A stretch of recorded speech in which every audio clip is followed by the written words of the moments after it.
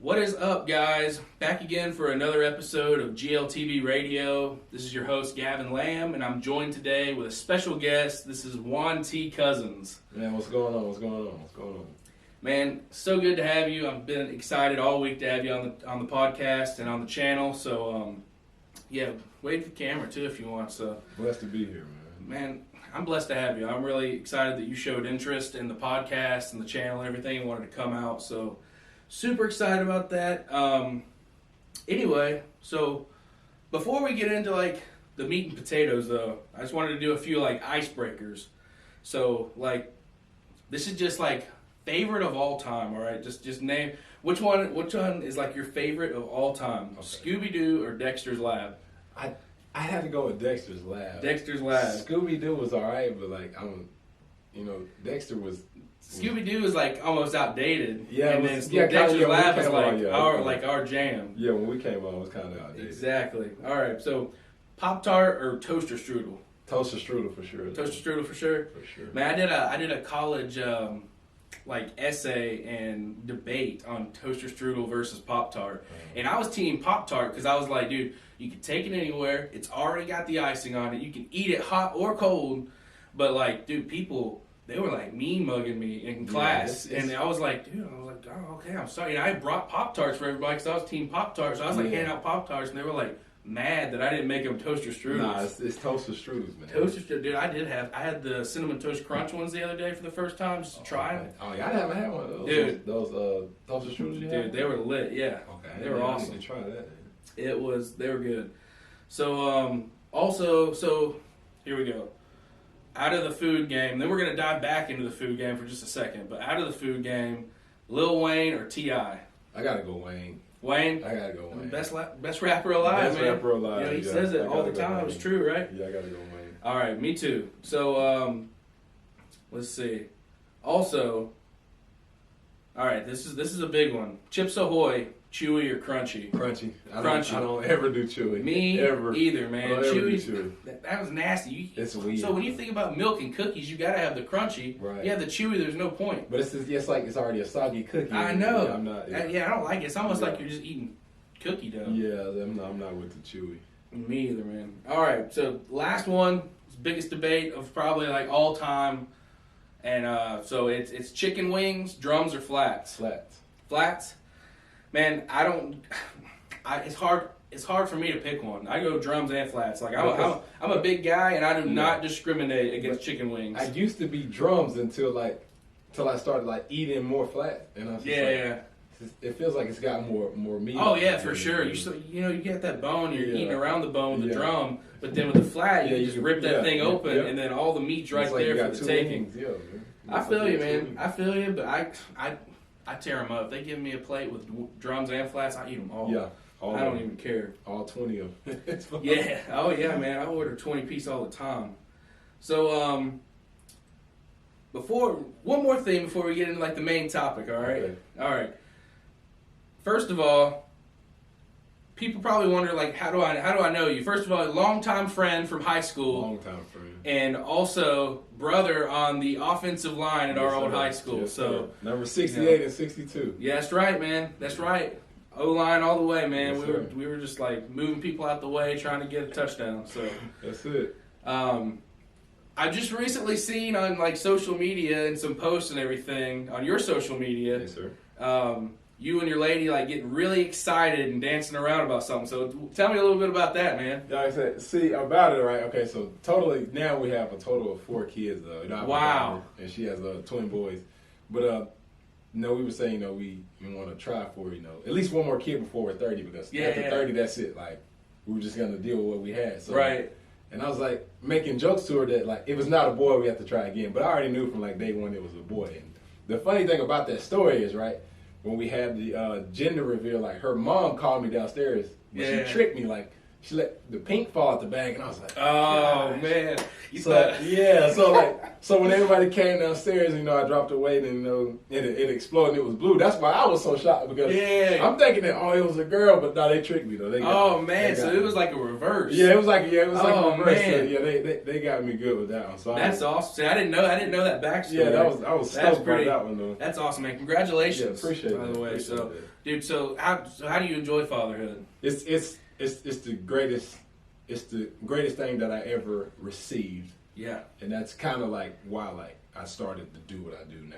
Yeah. So, exactly, man. I mean, they are the greatest blessings for sure. And it's like, I was talking to somebody today about it, and I was like, they were asking me, it was like, how did you become a dad? Like, what was the thought process with, like, how do you handle that? And I'm like, look, I mean, I'm not going to lie. It's the most stressful thing in the world, but I wouldn't trade it for anything because of, like, the joys that come out of being a father. Like, it's wonderful. It's indescribable. It's like, I was telling them, it's almost like as soon as your child's born, all the file cabinets in your mind and your brain, everything, they all reorganize and you reprioritize. It's always kids first. Like, what can I do for, the kids to be... Yeah, exactly. In a better situation. It's wild, man. I love it, though. Okay. But anyway, congratulations on that, bro. Thank you, brother. Thank you. So, today, we're actually talking about financial brokerage and the 3 principles of wealth, right? Yes, sir. All right, so before you, educate me on it, because I don't know anything about it. I mean, I know I try to save a little bit here, and then I try to make, small investments. But other than that, I don't know anything about, finances hardly at all. But I will say that, let's see. So I tried to do a little bit of research. So I just wanted to know. So tell me if this is correct. So the definition of financial brokerage is like a person or a firm that conducts transactions on behalf of a client. Mm-hmm. Some brokers only conduct transactions, while others also offer different types of investment advisory services. Mm-hmm. Brokers derive their profit from commissions on orders given. Mm-hmm. That's kind of the baseline. Baseline, okay. So also, according to Forbes, and I don't know if this is the same, 3 principles or not, but according to Forbes, just when I typed in, on Google, 3 principles of wealth, they said something like, and this is just Forbes list: spend less than you earn, invest as early as you can, and then number 3, earn more. So is that the same? It's the same, but the principles depend on where you are in life, and it's never too late. Like I always tell people, it's never too late. Yeah. Okay, so if somebody walked up to you today and said, "Gavin, I will give you $1 million by the time you retire if you can tell me the 3 principles of wealth," what would you tell them? I would try my best to try to remember that, but Okay, see, the first principle, right, is like they said, save. Save as much money as you can as fast as you can. Okay, the average millionaire lives off what we call a 40-40-20, right? Yeah. You save 40%, you invest or you pay bills with the other 40%, and you live off the 20%. Now, a lot of people are like, how is that possible? Well, the average American spends more than what they make. And people don't think that's possible, but it is, though, because you already spent a check before you get it. Right. So if in a sense, there's 2 things in this world that's guaranteed: taxes and death. Yeah. So Uncle Sam's going to get his money, so why not get richer along with Uncle Sam? Exactly. Right? So the first rule of creating generational wealth or the rules of finance is what we call, save. Save as much money as you can as fast as you can. And that's with the investment piece, I help people invest their money at a 12% rate. Do you know what percent of rate that the bank might give you? No. Let's say 3%. Let's just be nice. But the average bank, 0.5, maybe 1%. Really? Right. Wow. So are you aware of the rule of 72? Mm-mm. Okay, Albert Einstein made it famous, right? So it's how long it takes your money to double. So say if you have, $100,000, or if you have $10,000, right? It would take approximately, 72 years for that money to double, right? Wow. So let's move forward to a better percentage rate, as in a 401k, as a lot of people like to do. Again, remind you, if you work, they're not going to allow you to get rich, because that's the problem. They're going to lose money. Right. So they're going to only invest they're only going to give you a certain percentage of what you invested. So let's say they give you a 6%. Well, that's a little bit better than 72 years. And it might take 54 years for your $10,000 to accumulate to 20,000. So the rule of 72 is the average market rate of return since the Great Depression has been an average of 12%. An average. You can look at it, 12%. So what we do is take that money, right? Say if you save $10,000, right? Or you invested $10,000, in 6 years it turns to 20,000. Wow. Then in 6 more years, you know, so on and so forth. And this is how like the average millionaire is able to become a millionaire with no special gift.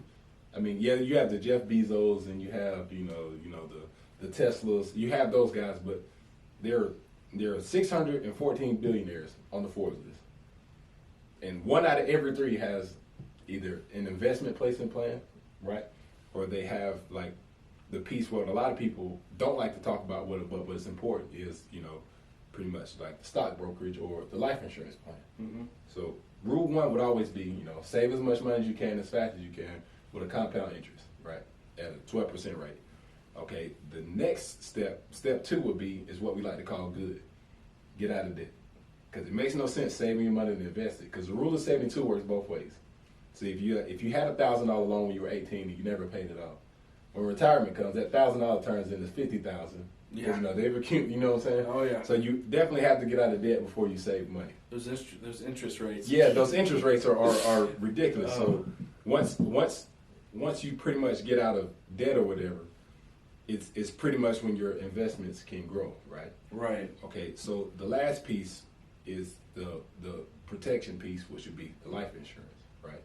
I like to call it the milk and cereal theory. You know, it's good to eat milk, right? Yeah. I mean, drink milk, but it's better to have it with cereal. Definitely. So if you're investing your money, but you don't have like a protection piece in plan in case like you were to die too early, or you know, unexpected funeral costs is the leading debt creator for the middle class because it's unexpected. You know, the funeral homes are gonna want their money up front, but you know, if you don't have a life insurance placement plan, then hey, that's $10,000 that you got to come up with. You know. Yeah. Now that's the minimum cost, but as part of generational wealth is like, you know, the Trumps didn't do anything specific, or the Roosevelts didn't. They just understood that in case if I leave too early, I need to leave my kids an estate. Right. So it's the greatest return you can pay for the least amount of cost. You're never gonna pay money wise than what you're gonna get in return for a life insurance policy. Never. Right. Even if you start at 18 and you live to 118, you're never gonna pay. Right. You're never gonna pay. So it's the best. It's one of the best investments. It's the most sure investment, because even with investing your money, right? Like you said, it's gonna take 6 years for your money, for that 10,000 to double, or that like okay. Okay, let's say for a compound interest, right?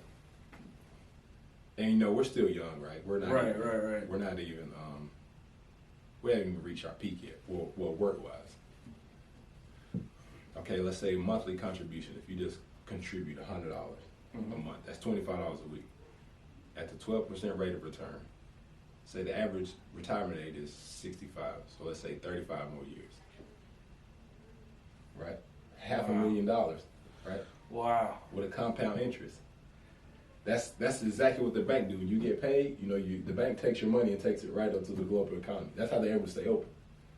They take your money right to the global economy, right? Yeah. And then they invest it, and then boom. So like when you get a paycheck, you don't even have a paycheck. They stick an IOU in there. You know what I'm saying? Yeah. So with a compound interest, the average American can retire rich.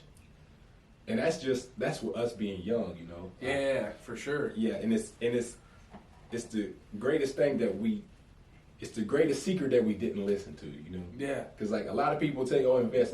Well, a lot of people say, well, I don't know where to invest, so they use that as an excuse.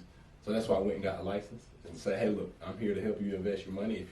If you're disciplined, we can help you retire rich. So it's just like seeing it, putting it in like to perspective, like seeing the numbers.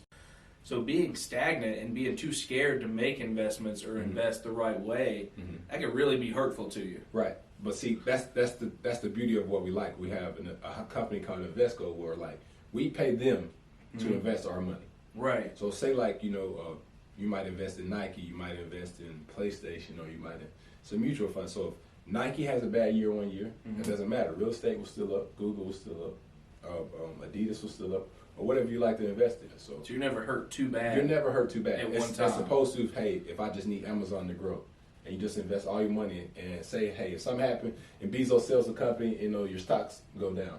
So a mutual fund is better than just a stock fund because you don't have to watch a mutual fund like you do a stock fund. You know, we pay people to do that. So that's another great thing. And now I set it up for myself. You know, I want my kids to be born with a silver spoon too. You know, Right, exactly. I don't ever want them to be like, well, you know, I have to go to college because because you know, Exactly. you know. So if by the time it's time for them to graduate, you know, they have enough money. Hey, you know, go get a business like you started a business. Mess up early in life, but that's what you're gonna do. You know, that way you don't have to stress about. Yeah, learn your lessons then instead of later because later's never guaranteed. Yeah, later's never guaranteed. Like, so if you, hey, I messed this up, but I'm learning business or whatever. So by the time that they're 25, 26, 30, they might already be millionaires because they learned the aspect of business, as opposed to us is like, well, we didn't know, so we just got to do this. We got to save our money. You know, do you know who Robert Kiyosaki is? No. He wrote the book Rich Dad Poor Dad, and he said putting money inside of a shoebox is the worst thing you do because they print money every day. Yeah.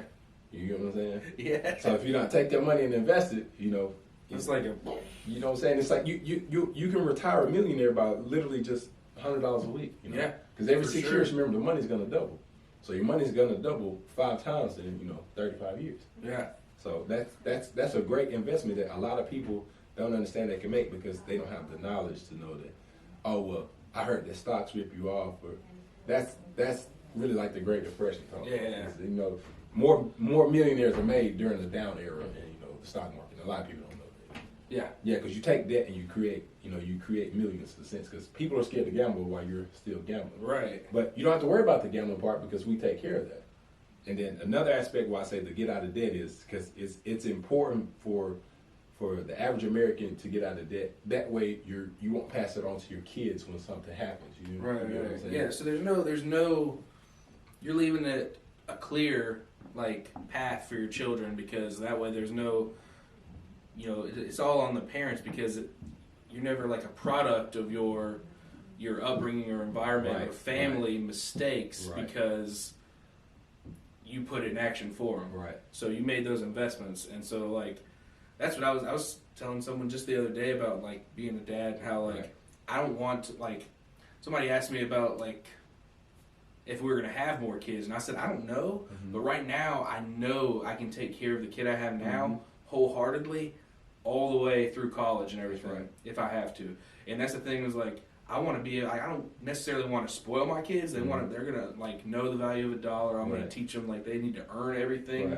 Then you don't get anything for free. You're gonna earn it. But I'm also gonna make sure that I am able to take care of them because like I don't,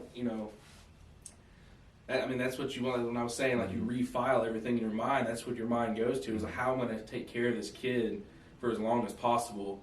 And teach them how to take care of themselves and then keep it going. Just like you were saying, generational wealth. Just keep it going, and keep that ball rolling. So and it's a sense of keeping that ball rolling. The most important thing, right? Okay, so Robert Kiyosaki was talking on how he has created for his family, right? So when it comes to protection piece, right? Everybody needs life insurance.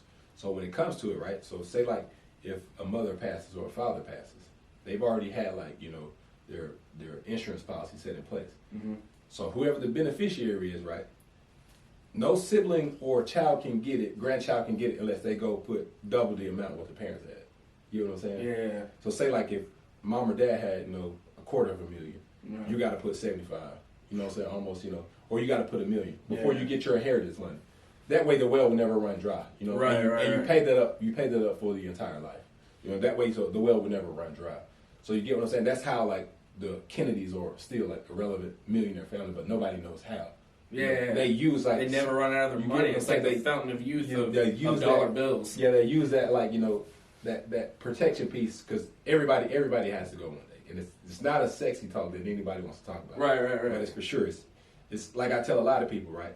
Would you rather me bring you flowers or bring you $250,000 check to your house? Yeah, you get what I'm saying? Exactly. So it's just it takes away another thing that we take out of the middle class that we have because the average American is $400 away from expectantly filing bankrupt. Like if your car breaks Yeah, down, exactly, or, you know, like with the pandemic going on, you know, Yeah, for sure. out of work, so, you know, they're still gonna want their money because they still have to make money. Yeah. You know, this is another thing why I say the investment's in place, because it's not a retirement plan. No. You know, say 6 years down the road, hey, I want to go ahead and pay off my house. If you have enough money in that investment plan, we will, hey, cut your check for it, no questions asked. You paid your house off. Say, let's say you flip this house, you get another house. You know, you still have your investments going. You know, now you're paying somebody to live here. You have another house, you know, maybe like Atlanta or whatever. You know, you might have one in Tennessee, or you know, you might want to go to California, right? Now the house is making money for you, right? Because you had your investment set up, right? So instead of 30 years taking paid off, maybe 15, and, you know, your son's not even like 16 yet. You know, now he has a house if he wants one. You know, and it's just pretty much creating like it's pretty much like showing you like what, because it's showing you what money can do, because like anybody can make money, not everybody can hold money. Right. You know what I'm saying? That's why you'll see like millionaires, or you'll see like athletes, like they'll go broke because like blow it. You know what I'm saying? Because they don't make understand don't make how the investment money makes, right? But then you'll see guys who are like, how are the Kennedys? They haven't had a person in office in over, but you know, they're still like a wealthy family, you know? So that's just pretty much how it works. Like learning how money works and being disciplined. That's the only rule to it. So if you could sacrifice like, oh, well, you know, maybe I might not need to eat out so much this month, or maybe we might need to, you know, skip getting, you know, a new car. You know, right, there's nothing wrong with this car, and take that money and invest it. And they can buy 6, 7 cars. You get what I'm saying? So it's just it's smart decisions. Yeah, that's all it is. It's just smart decision. But it's the reason why I went and did it now, because we're young. You know, my average friends are 30 years old. Yeah. You know, and we still have like, we haven't even reached our prime yet. So let's say if we reach our prime 60, 65, whenever we're ready to retire, we're millionaires. Exactly. You know, just off of using like just, you know, the 3 principles of wealth.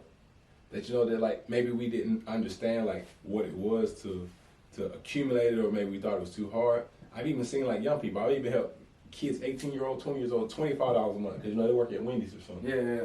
You know, so by the time they, you know, they get a real job, now it's 25, now it's up to 100, maybe 200. You know, maybe they get aggressive, maybe it's 500, and they only work to like 28 because they're a millionaire now. You know what I'm saying? So it's just discipline, really, though, and whatever you're willing to sacrifice to give up, like we said, for those kids, you know, because we don't want to see like, because no matter what you tell a kid, they look at what you do. Yeah, I don't want my kids to ever end up with my debt. Right. That's why I said the same thing. Like, you know, just, hey, well, why we can't do this? Well, I explained it to them. Well, the reason why we can't do this is because, look, when we get older, we're going to be, you know, well off. We're not going to have to, it's you like know, worry about small things. It's like your kids having to pay for the sins of the father. Right. And it's like, I don't want that. I don't want them to be well taken care of. I don't want that either. That's awesome, man. I love that you like dove like right into this stuff. I love how passionate you are about it. It's evident how passionate you are about this stuff. So that's pretty awesome. When I was doing some of the research about it, because I didn't know anything about financial brokerage or anything, I was also just curious as to what it says biblically about like investments and stuff like that, or the principles of wealth, or like in prosperity in the Bible. So like, it just said, just a quick list. According to like the Bible, there's 10, and it's just work, acquire knowledge, be skilled and diligent, take action, save, invest, avoid debt, maintain integrity, give back.